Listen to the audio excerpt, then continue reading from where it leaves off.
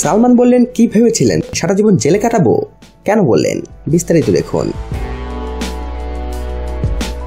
সবাইকে গল্প কথা ইউটিউব চ্যানেলে স্বাগতম। আমাদের চ্যানেলে সাবস্ক্রাইব করেছেন কি? বলিউডের অজানা সব নিউজ আপডেট পেতে সাবস্ক্রাইব লেখার উপর ও বেল বাটনে প্রেস করুন। বলিউড তারকা সালমান খান বলেছেন, আপনারা কি ভেবেছিলেন আমি সারা জীবন জেলে কাটাবো? 15 মে বিকালে মুম্বাইয়ে আয়োজিত রেস্ত্রি ছবির ট্রেলার মুক্তি অনুষ্ঠানে উপস্থিত ছিলেন সালমান। এ সময় সালমান খানকে তার কারাগারে যাওয়ার ব্যাপারে সাংবাদিকরা প্রশ্ন করলে তিনি একথা বলেন।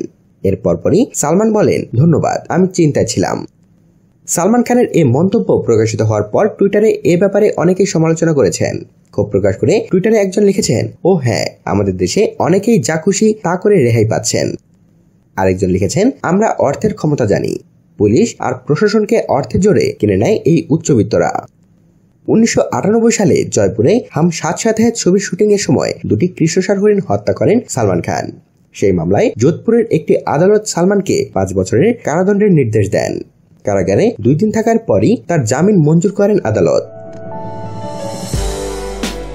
তো বন্ধুরা, বলিউড ভাইজানের এই বক্তব্য আর তার প্রেক্ষিতে যে সমালোচনা, এসব বিষয়ে আপনাদের মতামত জানিয়ে দিন আমাদের কমেন্ট বক্সে।